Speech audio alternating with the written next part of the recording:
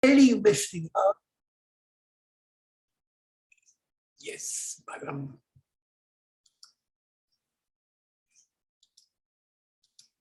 Los estudios experimentales están bajo el control del investigador. Por eso se llaman ensayos clínicos aleatorizados o ensayos controlados aleatorizados. ¿Verdad? Porque es el investigador el que decide cómo va a, qué es lo que va a dar, qué cantidades va a dar en el grupo experimental y qué va a hacer con el grupo control. Y esto es algo que está mucho en discusión, porque ustedes pueden ver que en el grupo control por lo general se da un placebo. Eso es éticamente cuestionable, ¿verdad? Porque debería de darse un tratamiento, ¿verdad? Que beneficie al paciente, como un tratamiento alternativo.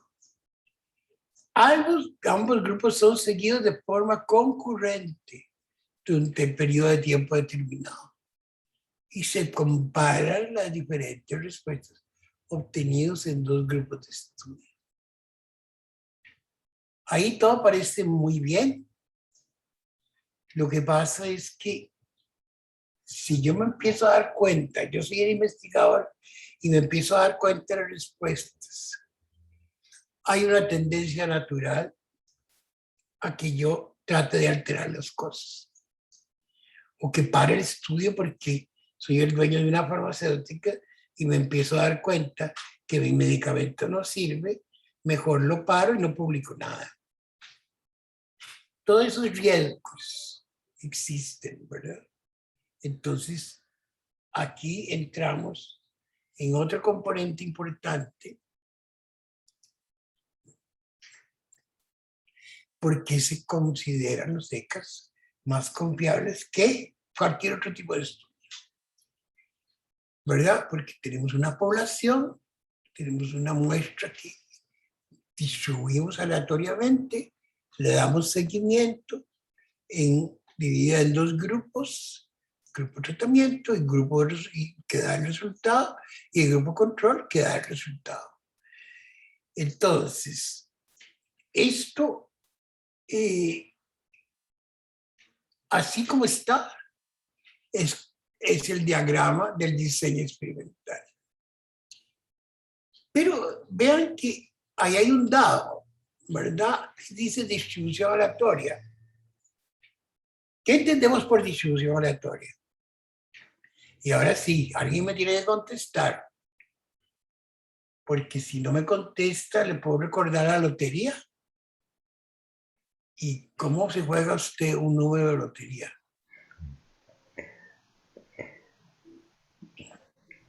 Podríamos decir que es a la suerte.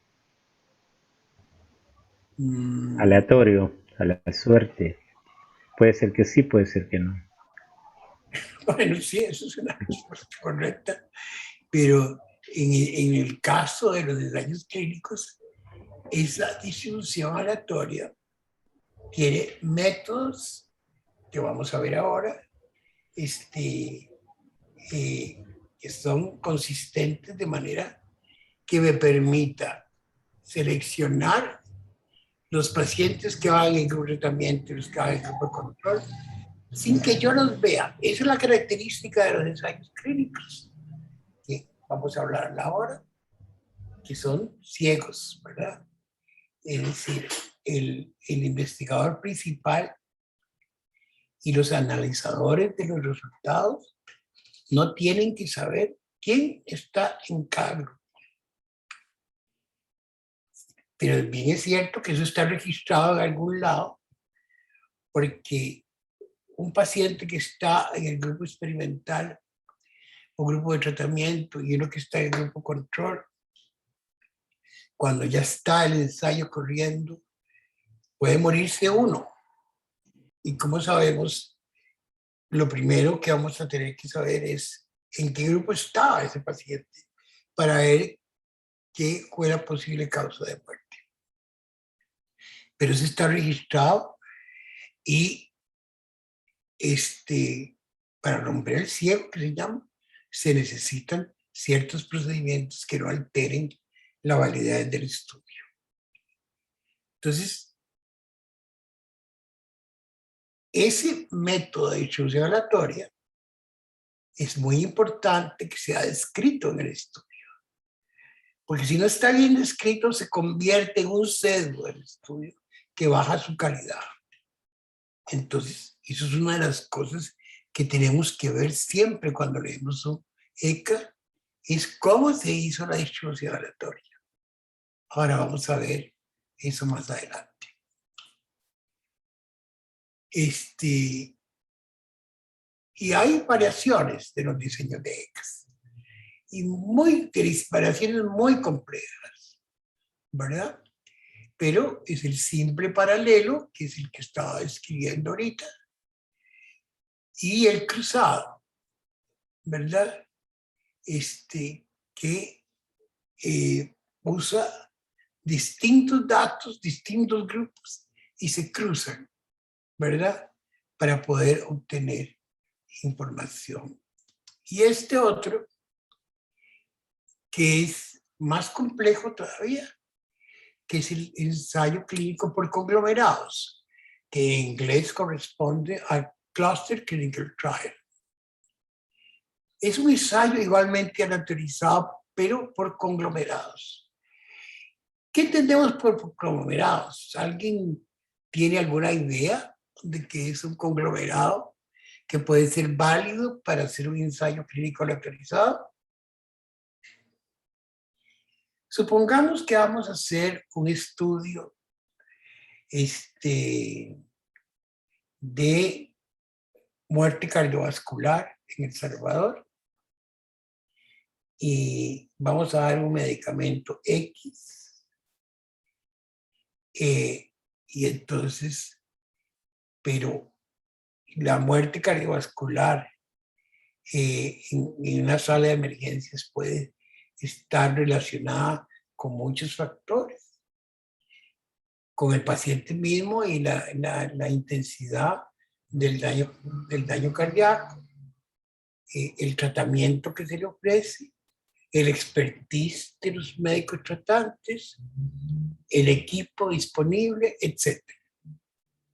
Entonces, no en todos los lugares y en todos los hospitales se comportan igual los tratamientos, la pericia, la destreza, la disponibilidad de medicamentos, la disponibilidad de equipo, etc. Entonces, un conglomerado puede ser en El Salvador el Hospital Rosales y otro conglomerado puede ser un hospital que esté en zonas rurales, pues semirurales.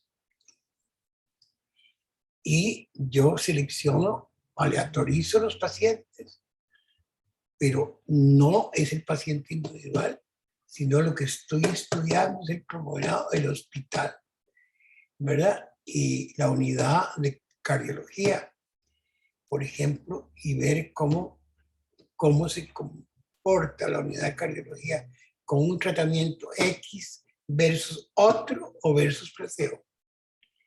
Entonces, no es un estudio individual, sino es un estudio de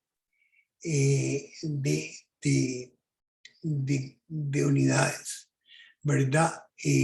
O de grupos conglomerados que esperamos se comportan. Igual, hay un claro agrupamiento biológico funcional en donde algunos individuos de análisis son más parecidos entre sí que otros. Si las intervenciones a evaluar se realizan a nivel del conglomerado cuando hay riesgo de contaminación o por practicidad o costos, conveniencia. Entre los problemas más importantes que conlleva se encuentran los posibles sesgos, especialmente cuando el reclutamiento de los individuos se realiza luego de la aleatorización o no existe cegamiento. Ese es uno de los grandes problemas de los ensayos con clúster, ¿verdad? Pero hay métodos para resolverlos. Así, cuando mayor es la complejidad en el diseño y el análisis. Pero a veces uno no sabe cómo empezar, si el primero fue el huevo o fue la gallina, porque antes de todo eso, lo más importante es estar pendiente de la pregunta clínica de un ECA y cómo formular preguntas clínicas contestables. Por ejemplo, hay un ejemplo maravilloso sobre el parachute, el paracaídas. ¿Alguien ha oído ese ejemplo? No. Creo que sí tiene la probabilidad de caer vivo o muerto. Exacto.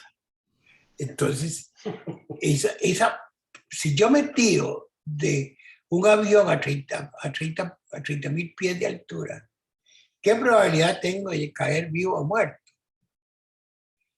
Entonces, esa es una pregunta incontestable, ¿verdad? Usando un ensayo clínico. Primero, ¿por qué? Porque yo a quién voy a poner a tirarse de un avión sin paracaídas o que no se le abre el paracaídas. Ese riesgo de muerte es muy alto. Pero también hay otros estudios no tan graves como el paracaídas que yo no puedo hacer una pregunta clínica y responderla con un ECA. Yo lo voy a poner a fumar si usted 50 cigarrillos diarios por una semana comparado con alguien que no va a fumar, a ver quién se muere primero. Y esa pregunta no es ética, no es contestable, no es válida, ¿verdad? Entonces, y esos son ejemplos que son obvios, ¿verdad? Pero hay ejemplos en la vida real, en el mundo real, en ensayos clínicos, que usted ve que la pregunta inicial no era contestable. En la práctica clínica siempre se plantean preguntas para tomar decisiones día a día. Y algunos practicantes tienen las respuestas, otros que tienen el mismo problema que planteamos al principio de Stephen Hawking, que creen que tienen el conocimiento y contestan a veces acertada y a veces erróneamente. Y en la investigación clínica surgen preguntas sobre eficacia y seguridad de una intervención farmacológica o no farmacológica. Por ejemplo, ese es el caso del COVID-19, que ha sido un lindo laboratorio para observar todas las estupideces que los seres humanos hacemos. Cuando hay ignorancia, entonces la respuesta es por general errada. El ECA es el mejor diseño metodológico de investigación individual para dar una respuesta adecuada. Su poder estadístico aumenta al construir una revisión sistemática de ECAs. Y ese es el siguiente paso. Pero si nosotros no tenemos ECAs de buena calidad, estamos con problemas para hacer síntesis de la investigación. Ustedes saben, ya me imagino que lo han visto, que la revisión sistemática no es otra cosa más que un método para sintetizar la investigación en un tema determinado. Y depende de la calidad de esos ladrillitos que son los ensayos clínicos que componen esa torre que vamos construyendo. Pero si la calidad está mal o tiene sesgos importantes, vamos a tener, por más revisión sistemática que hagamos, vamos a tener problemas en su calidad y en la medición del efecto.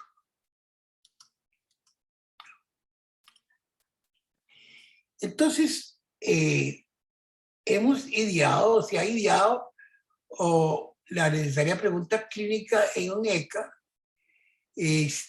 con el conocido sistema PICO, que viene del inglés Population, Intervention, Comparison and Outcome, pero que se aplica bien al español.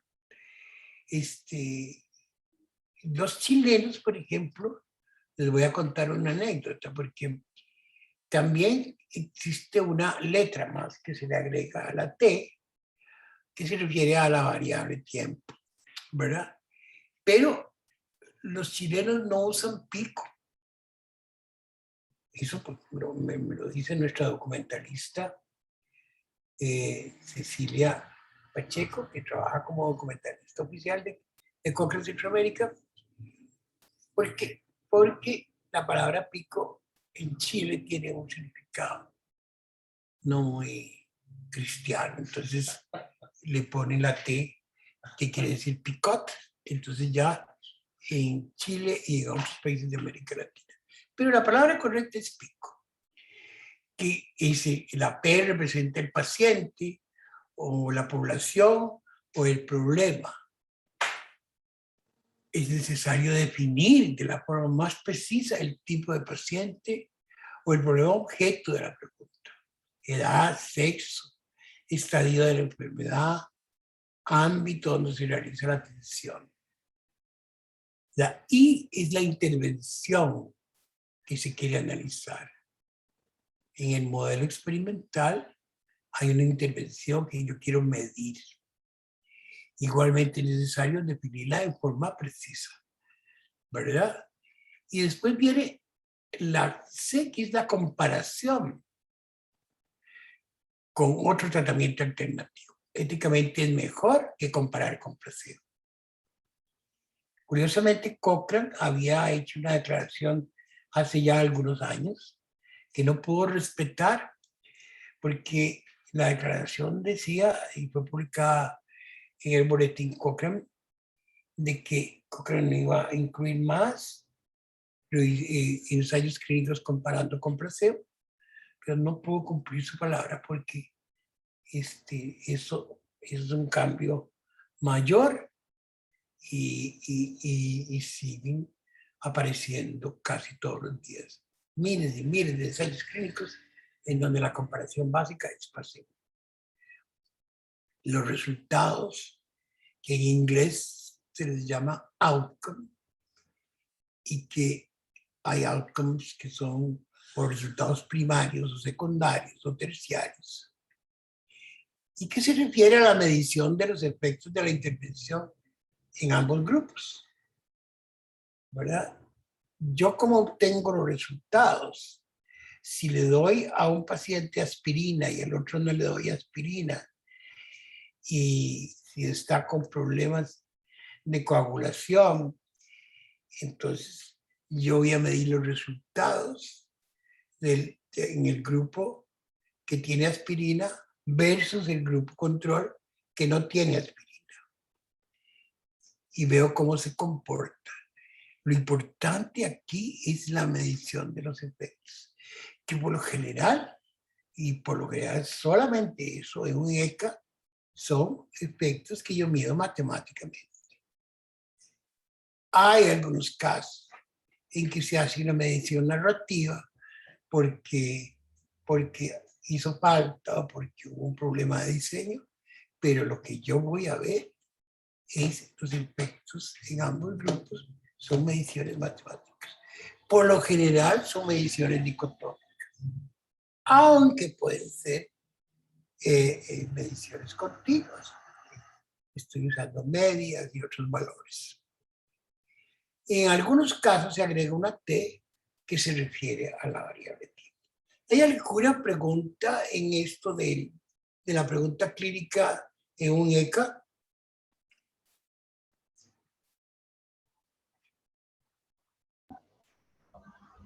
No, creo que se entiende bien, doctor. Se entiende bien, muy bien.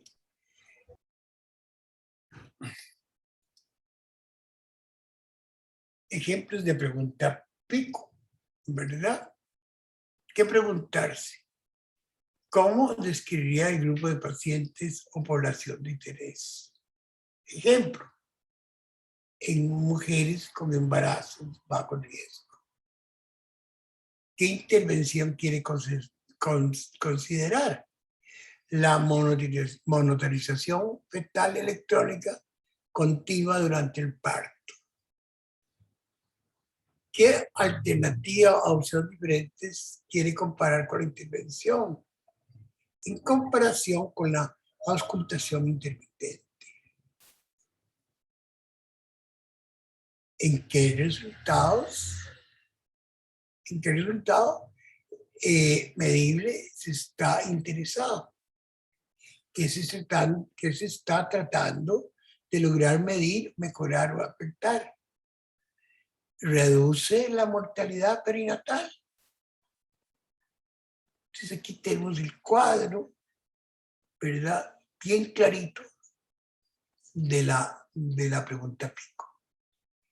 Les cuento que yo no sé quién lo sabe y si alguien lo sabe me dice, pero PubMed Medline ya tiene una herramienta para hacer preguntas pico directamente en el buscador de PubMed Medline, que es muy interesante, porque usted hace preguntas pico y le responde con investigaciones que responden la pregunta pico que usted plantea.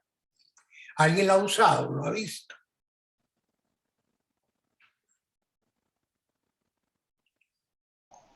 Hasta ahora no, doctor. Muy bien, les voy a pasar ese enlace para que ustedes lo jueguen con él y lo usen, porque es muy interesante.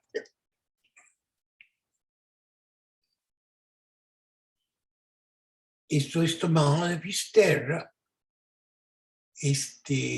Pisterra es un sitio bastante adecuado para incursionar en estas cuestiones básicas, porque la ventaja que tiene es que está en español. Hay otros lugares que también lo tienen, pero en inglés. Sin embargo, les voy a decir que el Instituto Nacional de Cáncer de Estados Unidos tiene recursos como estos y están en los dos idiomas, en español e inglés. De ahí viene la primera diapositiva que hice aquí en la definición de que es un ECA, es tomada de ese lugar. Un recurso muy bueno, está en español y en inglés, y un español bastante decente.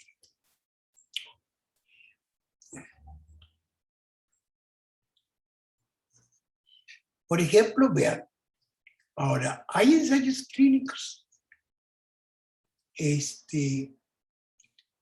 de tratamiento, de etiología, de diagnóstico,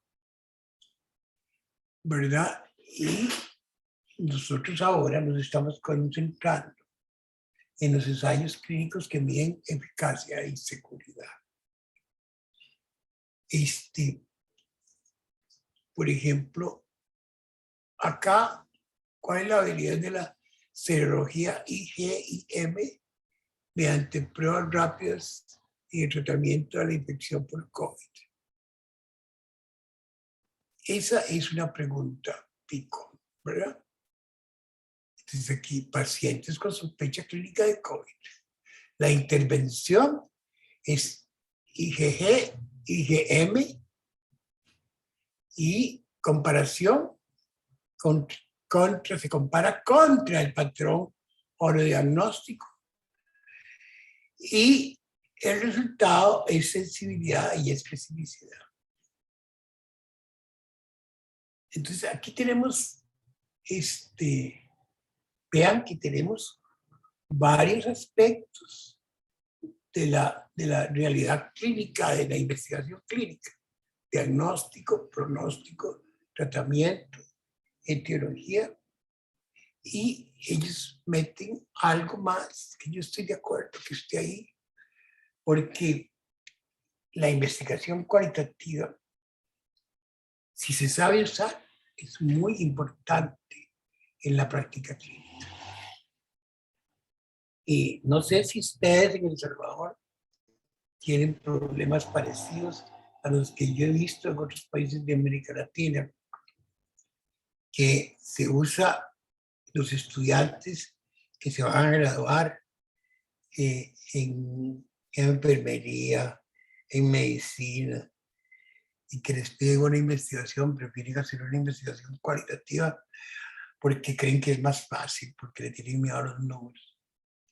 Pero la investigación cualitativa de buena calidad es mucho más compleja a veces que una investigación clínica epidemiológica que corriente, común y corriente, que una investigación cualitativa. Pero si es de mala calidad, pues el papel aguanta lo que le ponen, ¿verdad? Lo que pasa es que ya en estos tiempos se han desarrollado herramientas para analizar críticamente todos estos tipos de estudios.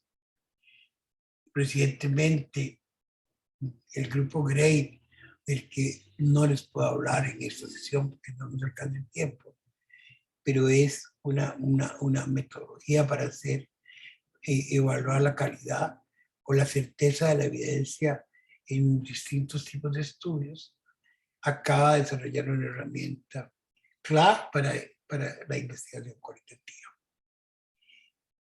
Entonces ustedes ven que aquí en pronóstico adulto mayor con herpes zóster,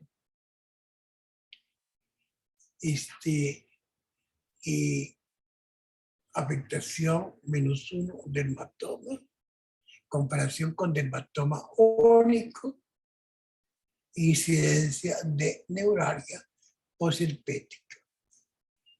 En tratamiento, niño con infestación por piojos, loción de permetrina, comparada con loción de malatión, evaluación clínica, efectos.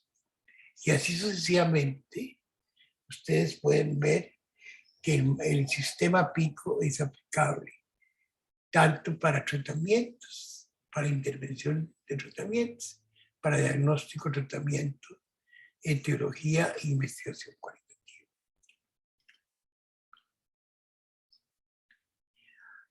Ese es un punto muy importante, porque los métodos de aleatorización de la asignación de los participantes en un ECA.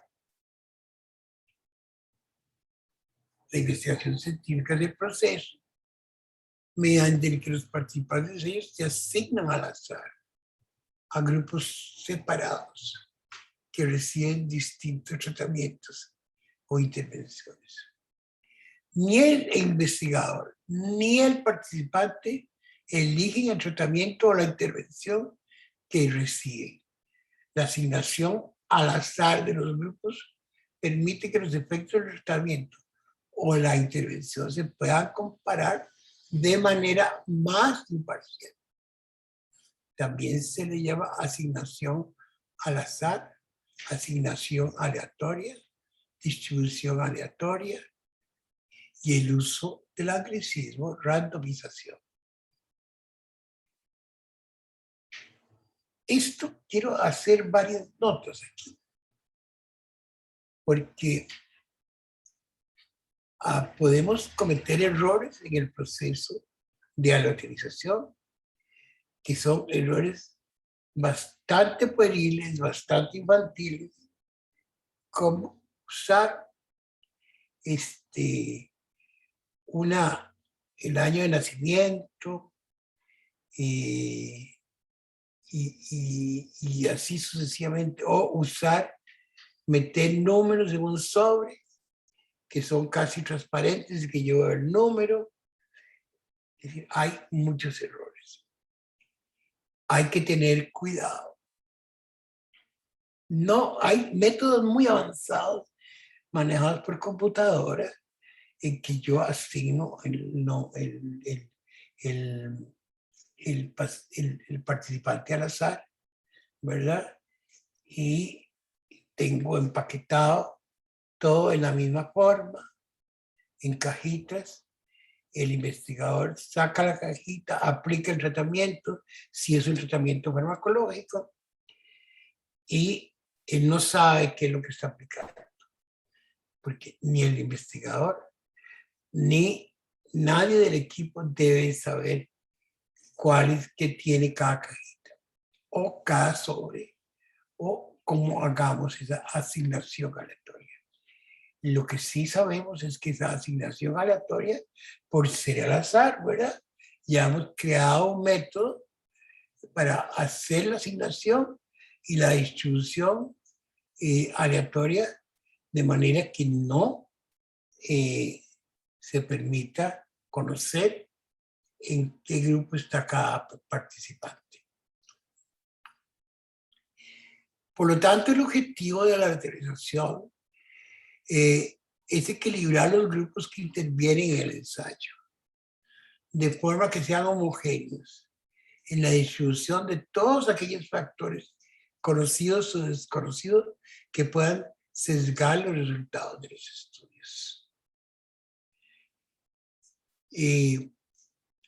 Esto hay que ser muy claro, ¿verdad? Hay un grupo en Copenhague que tiene un centro de ensayos clínicos que han ideado maneras muy interesantes.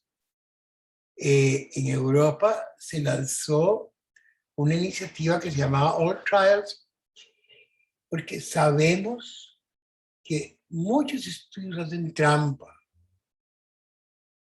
menores hasta trampas mayores, de inventar resultados o inventar ensayos que no son reales.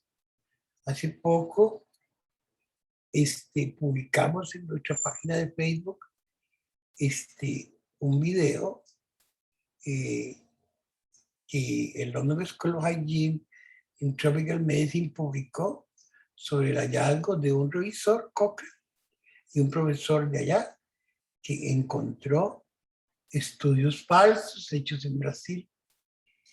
Y lo más grave es que todavía él lo denuncia, demuestra que son falsos, y todavía la revista los tiene en su sitio. Entonces, All Trials tenía como intención, o tiene, no se ha muerto, ni se ha acabado. All Trials tiene como intención usar datos directos de la investigación. Tener acceso a todas las planillas y récords y datos reales de lo que pasó durante el proceso de investigación. Eso no se ha logrado. Pero hay distintas formas de poder establecer comparaciones y análisis de los datos que lo hace muy bien diseñado el Centro de Copenhague. En todas las revisiones sistemáticas que me leí, y me he leído para COVID-19, que es deplorable, Virginia y yo traducimos un artículo que lo publicamos en nuestro blog sobre la calidad de las investigaciones durante COVID y cómo se surgieron tratamientos ¿verdad? Muy complejos y no efectivos del todo, más bien desde que empezó con la hidroxicloroquina hasta que siguió ahora con la ivermectina, que sigue siendo en discusión, con ensayos clínicos muy mal hechos, muy y con revisiones, obviamente. que tenían grandes problemas. Entonces, de esta forma, las diferencias que pueden existir entre los dos grupos serán probablemente debidas al efecto de la intervención en el estudio. Entonces, esta es la importancia de la aleatorización, es que estamos tratando de tener una población que se parezca en mucho, ¿verdad?, a la población real y no que sea una población inventada para producir sesgos. Hay 4 principales técnicas de aleatorización. La aleatorización simple se conoce también como aleatorización completa y es la técnica más sencilla y la más utilizada. Esta técnica asigna a cada participante a un grupo de intervención sin tener en cuenta la asignación de los participantes anteriores. Sería el equivalente de tirar una moneda al aire con cada participante. Es importante reconocer que este reparto aleatorio puede producir desequilibrios en los tamaños de los dos grupos, sobre todo cuando el tamaño muestral es pequeño. Por eso les dije al principio, cuando vemos un estudio con pocos participantes, ya eso es una alarma para ver, analizar profundamente la calidad del estudio. El segundo más usado es la aleatorización por bloques, también llamada por bloques permutados. Tiene como objetivo el asegurar un balance periódico en el número de sujetos asignados a cada grupo de intervención. El tamaño debe ser múltiplo del número de grupos del ensayo. Esta técnica de aleatorización es muy útil cuando el reclutamiento es lento, sobre todo con muestras pequeñas y cuando hay posibilidad de que el ensayo se interrumpa prematuramente por cuestiones de eficacia o seguridad. Esas son las 2 cosas que pueden, entre otras muchas por supuesto, pero las 2 más importantes, es que el estudio se interrumpa porque se nos están muriendo muchos pacientes, ¿verdad? O más bien porque estamos viendo la eficacia del estudio y eso nos da seguridad de que la intervención va a funcionar. Eso es muy difícil que pase, pero sí está dentro de las posibilidades. Su principal inconveniente deriva de la previsibilidad de la asignación del tercero o cuarto de cada bloque, sobre todo en ensayos no enmascarados, los que se conoce en la asignación de los participantes previos. Esto puede pasar en estudios complejos, por ejemplo en cirugía. Es muy difícil enmascarar la asignación de los pacientes cuando va a usar una técnica quirúrgica versus otra técnica quirúrgica. Entonces aquí tenemos esas dificultades. Hay algunas soluciones para eso, pero siempre tenemos que estar conscientes de eso. Luego, en tercero, está la aleatorización estratificada. La filosofía de este método es similar a los bloques, pero va un paso más allá. El proceso de estratificación puede tener un mayor número de niveles. Por ejemplo, estratificar por sexo da lugar al doble de estratos. Esta técnica consigue mantener un balance en el número de participantes teniendo en cuenta todos los factores que se consideren de interés.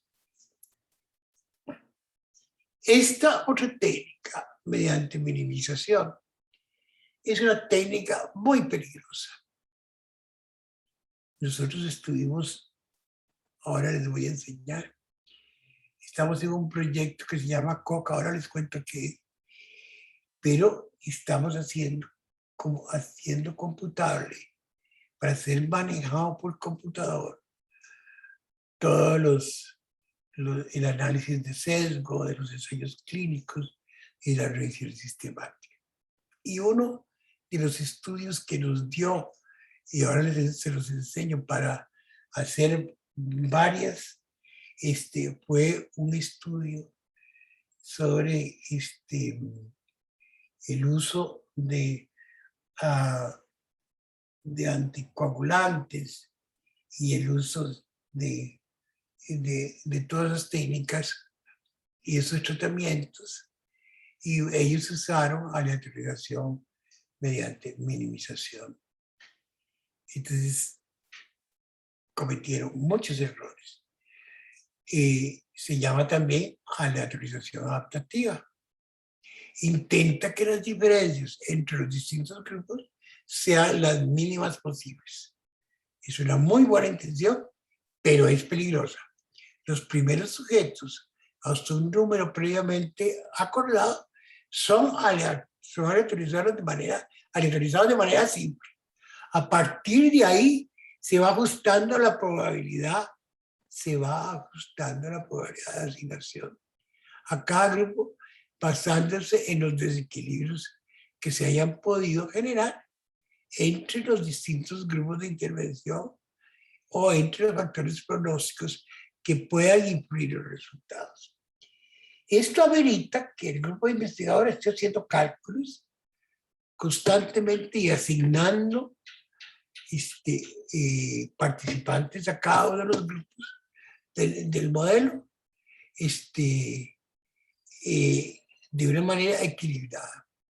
Es un método muy útil cuando existen numerosos factores pronósticos, especialmente con muestras pequeñas. El problema es que requiere recoger información y clasificar los participantes antes de la aleatorización, pero con la facilidad proporcionada por las aplicaciones informáticas.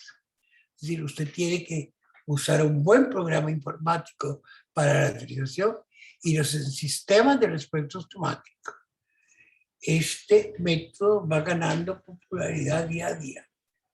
Pero los que hacemos revisiones sistemáticas, le ponemos mucha atención, y ahora lo van a ver, cuando vemos que se usa la aleatorización adaptativa. Por todos estos problemas, que es de uso muy, muy complejo.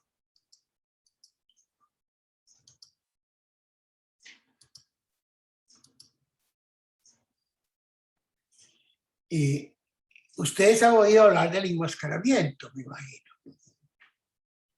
Porque no sé si estoy hablando contra la pared, contra la pantalla, o si estoy solo en este mundo. Lo estamos escuchando, doctor. Sí, doctor.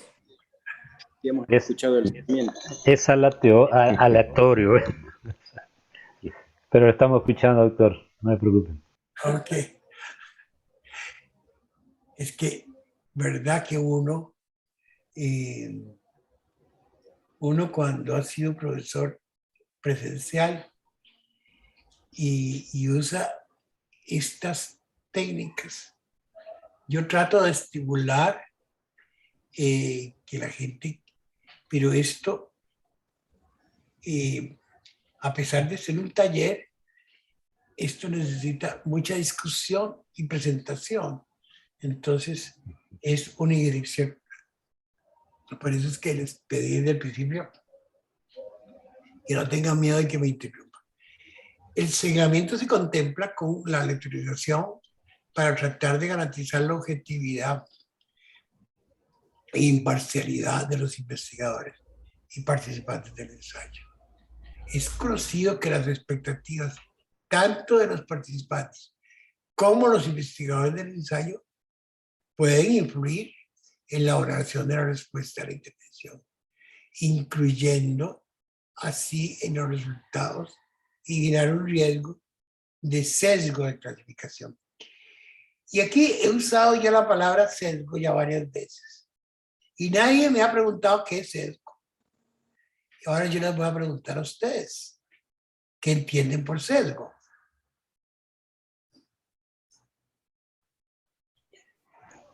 El sesgo o error, ¿verdad? El error. En la Es investigación. el error que se puede cometer. Sí. Es la probabilidad de fallar, o sea, sí, es el error cuando usted establece un criterio o una selección de algo. Y ahora, ¿qué les suena a ustedes que es riesgo de sesgo de clasificación?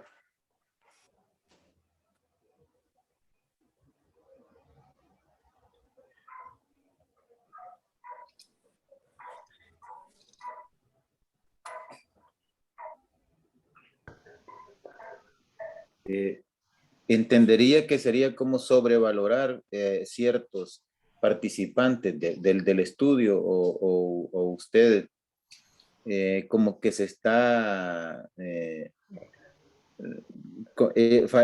haciendo falsas expectativas o haciendo una mala selección como una selectividad. Correcto. Para mí, Sí, a ver, dígame. y para mí sería igual en vez de estar aleatorizados, prácticamente es querer incluir algún paciente, digamos, en uno de los grupos. Ahora, aquí estamos hablando de enmascaramiento. ¿Y por qué tenemos que enmascarar? Y enmascarar es cegar a todos los investigadores en las respuestas. Que no sabemos que fue Carlos el que tuvo esa respuesta al medicamento y no sabemos que fue el otro paciente, sino que no sabemos quién hizo la respuesta, porque eso está oculto, está enmascarado. Yo no sé, yo no puedo ver. Yo veo los resultados, pero no puedo ver cuál fue el paciente que tuvo esa reacción. Si no estoy enmascarado, lo puedo clasificar erróneamente, intencionalmente o sin intención en un grupo que respondió positivamente, ¿verdad? Ese es el riesgo que tengo y ese es el riesgo de clasificación. Si yo estoy viendo cómo se comportan en el tratamiento, entonces puedo clasificar mal a un paciente porque por lo general esos riesgos, esos sesgos de clasificación se dan hacia favorecer el tratamiento experimental, que es el que yo estoy evaluando. Entonces, por eso es tan útil que no sepamos y que el investigador ni los pacientes sepan en qué grupo están y qué están recibiendo. Muy bien. Doctor, consulta. Sí. Adelante. Bueno, Gracias. ya aquí la coordinadora de este programa, Virginia, me dice que ya nos pasamos el tiempo. ¿Ustedes cómo se sienten? Muy agotados. Yo estoy bien. No, doctor, No, podemos sí, ir. podemos continuar, estamos bien. Pero Preguntémosle no a sabemos el tiempo de Virginia, no sabemos. Virginia, Y ¿cómo el suyo. estás? Por mí no hay problema, depende de cómo estén ellos. Si no están muy cansados, podemos seguir. Podemos seguir. Si es que tenemos otra sesión el 4 de octubre, pero entonces prefiero por lo menos terminar con esta parte, ¿verdad? Y Dale, Mario, no hay problema si ellos no están tan cansados. Y así ya tenemos lo que tenías planeado para el martes.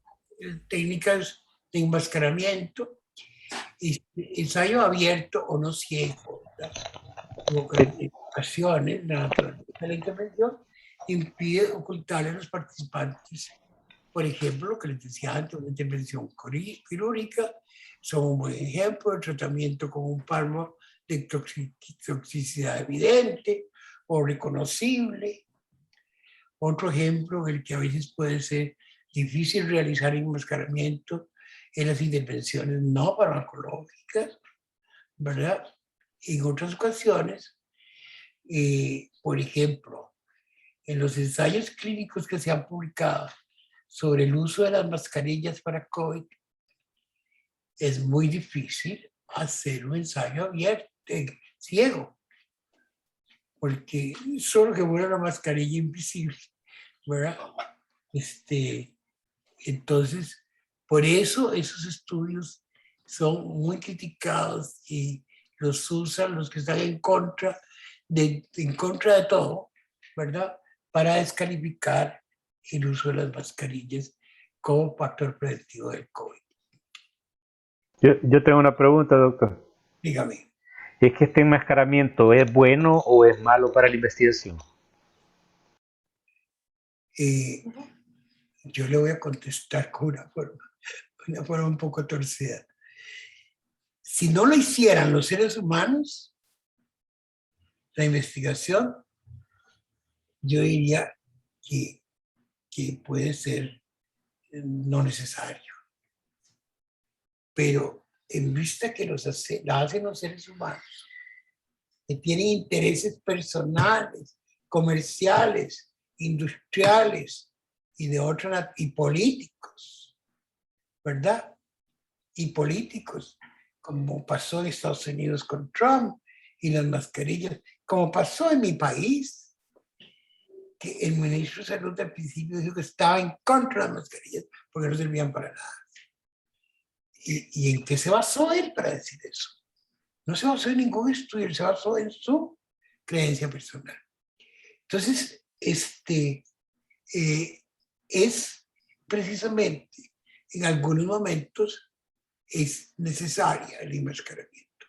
Pero cuando yo no lo puedo hacer por la naturaleza misma de la intervención, entonces tenemos el posible riesgo de que tengamos un sesgo en los resultados porque no hubo enmascaramiento. Entonces, cuando yo veo un ensayo clínico de intervención farmacológica y no están enmascarados, no es doble ciego o triple ciego, yo le pierdo confianza y soy más cuidadoso a leer los estudios.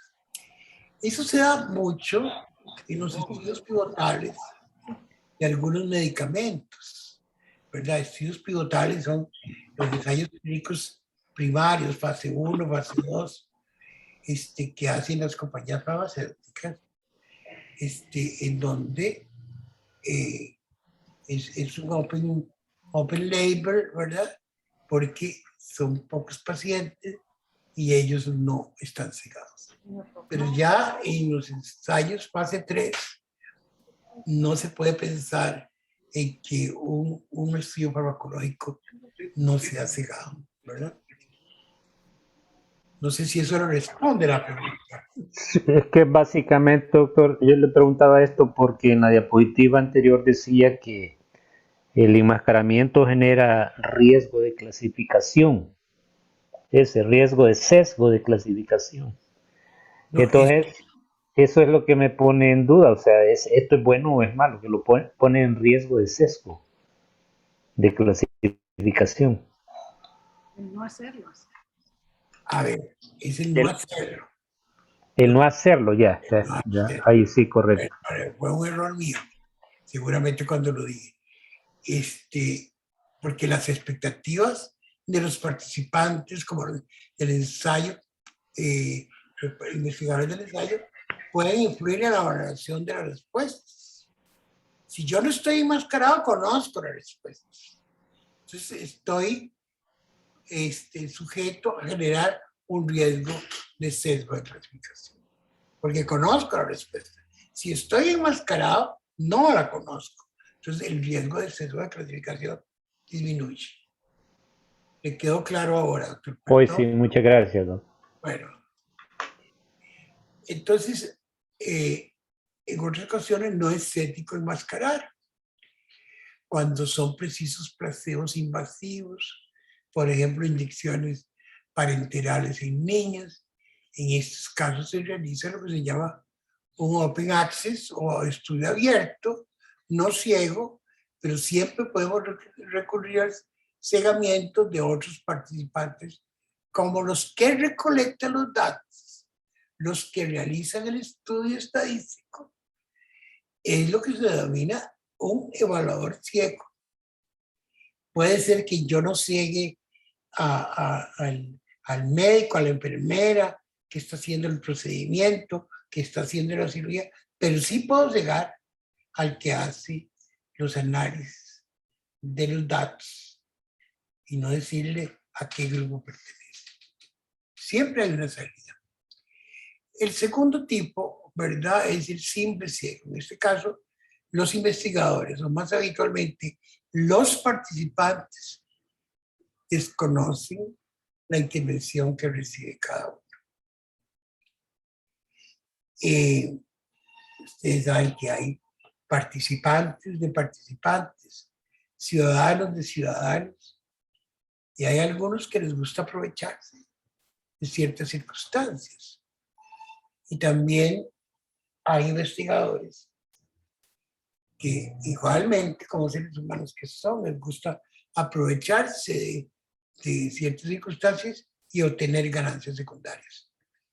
Entonces, en este caso, los investigadores y los participantes desconocen la intervención que recibe cada uno. Esto es un estudio, ensayo clínico caracterizado simple ciego. Y después viene el doble ciego. Tanto los participantes como los investigadores del ensayo desconocen qué grupo se ha asignado cada uno de los participantes del ensayo. Y ya para rematar es el triple ciego. En este caso, además de los ya mencionados, la persona que analiza los datos, que tiene la responsabilidad de controlar y suspender el estudio, también desconoce a qué grupo se ha asignado cada participante. Se describe además una variante ampliada de desenmascaramiento denominada cuádruple ciego, cuando tampoco el promotor del estudio conoce si la intervención que promueve está siendo exitosa hasta la fase de publicación de los resultados. Como pueden ver, todas esas técnicas de enmascaramiento lo que tratan es de mantener limpios los datos del estudio. Ahora, yo en el papel puedo poner que yo puse cuádruple ciego para que la gente crea más en mi estudio, pero yo tengo que ver cómo lo hizo. Entonces, por eso la descripción del proceso, del estudio, de la organización, de la investigación, es muy importante leerla y comprenderla de manera para ver si no se nos está escapando algo, ¿verdad? En los resultados.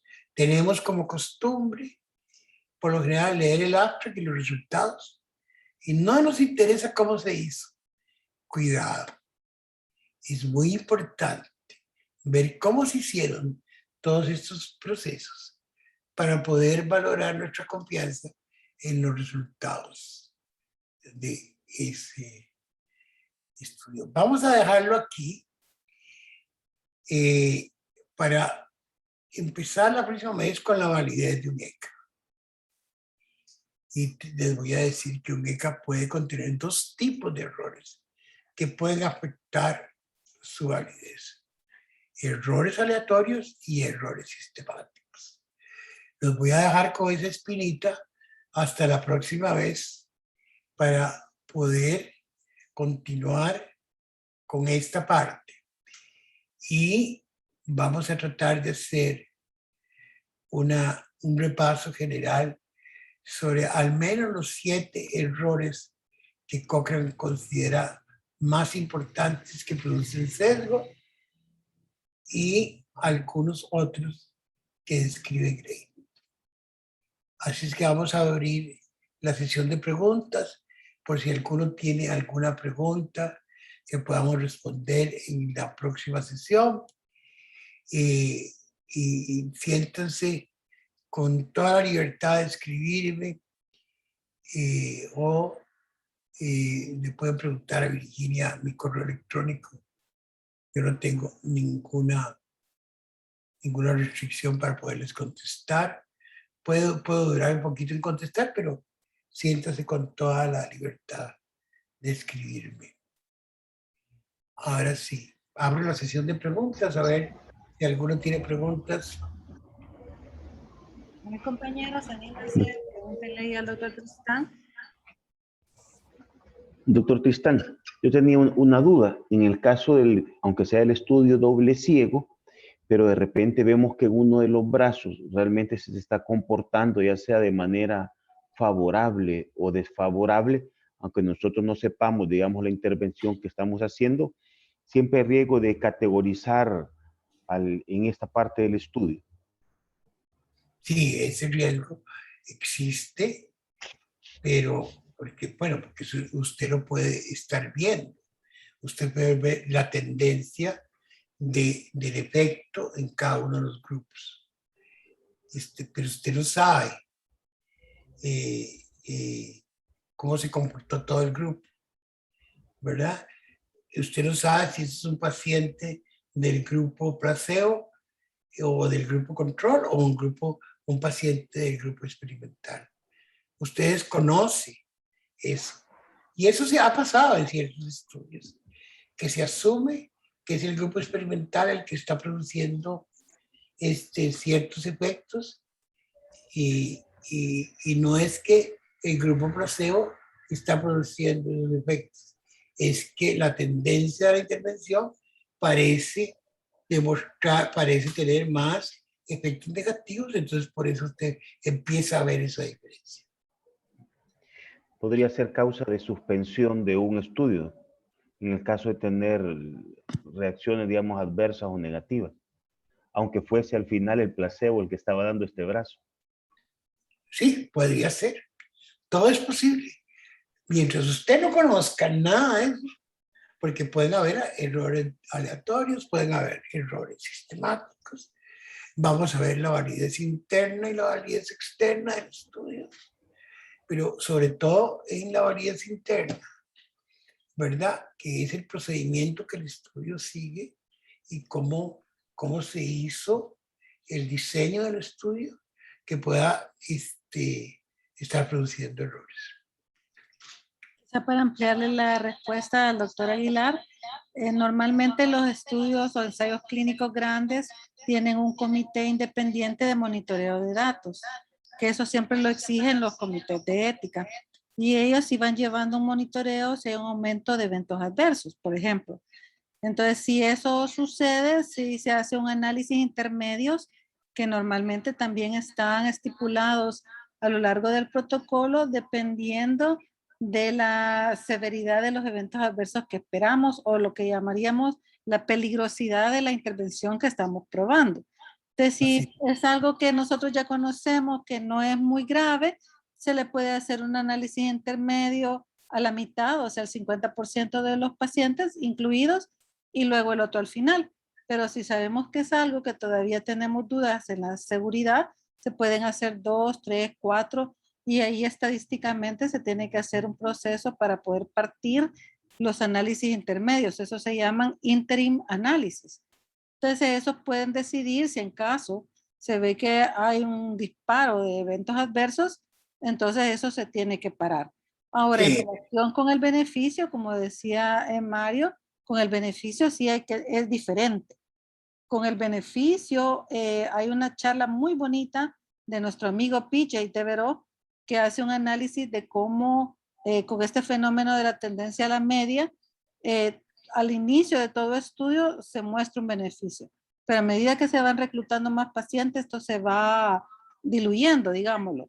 Entonces, por beneficio, no se debe parar antes, pero por eventos adversos sí se tiene que hacer análisis dentro de los análisis esperados del análisis intermedio y luego seguir. con esto del COVID hubo varias, no me acuerdo qué moléculas fueron, que se pararon, ¿se acuerdan? Y que todo el mundo, la gran bulla, que por qué se había parado y no sé qué, y era porque se estaban haciendo los interim análisis.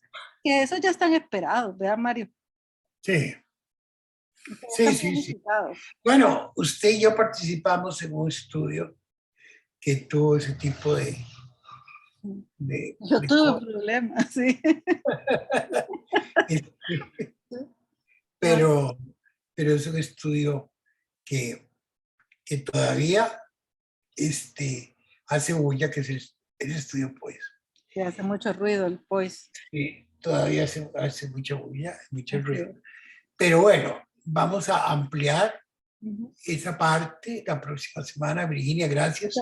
Bueno, Es perdón. muy importante hablar ya del proceso de ensayos clínicos grandes, Ujú. ¿verdad? Donde estamos hablando, por ejemplo, de 8,000 o 10,000 pacientes, que son multinacionales, multicéntricos. Eso lo vamos a ver la próxima vez. Venga, compañeros. Muchas gracias, doctor. Con mucho ¿Alguien gusto. va a hacer una pregunta más? Tal vez una más, Virginia. Sí, dale, dale. Tal vez el doctor nos puede ampliar un poquito rápidamente porque estas partes de los estudios no ciegos o simples, ¿por qué se consideran ahí en la clasificación dentro de las técnicas de enmascaramiento? Si son simples y no ciegos. A ver, no lo entiendo, doctor. Yo tampoco. Quizá en el ciego simple, Mario. Sí, el ciego simple. El ciego simple o no ciego, decía en la clasificación. Es este ensayo abierto o no ciego, porque está dentro de las técnicas de enmascaramiento. Bueno, Puede ocurrir. había que mencionar que no es ético enmascarar en ciertos momentos. Entonces, no es opcional, es obligatorio, que yo no puedo enmascarar cuando son placebos invasivos o, por ejemplo, el tipo de intervenciones como las intervenciones quirúrgicas, que no es que no lo quise cegar, es que no lo puedo cegar. Pero sin embargo, da una opción de quién sí se puede cegar, ¿verdad? Sí. Entonces no está acabada la batalla.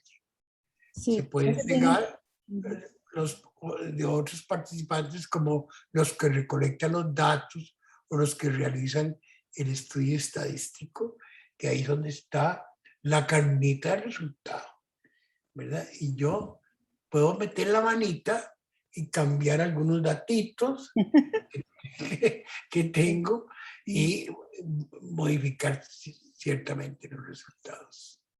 Y es bien importante la pregunta, sobre todo en nuestro grupo, Mario, porque, por ejemplo, si tú estás haciendo la comparación de una técnica abierta contra la laparoscópica, es imposible cegarlo, ni No, para el paciente ni para el investigador, porque están las dos incisiones totalmente distintas, o cosas como poner un dreno o no poner un dreno.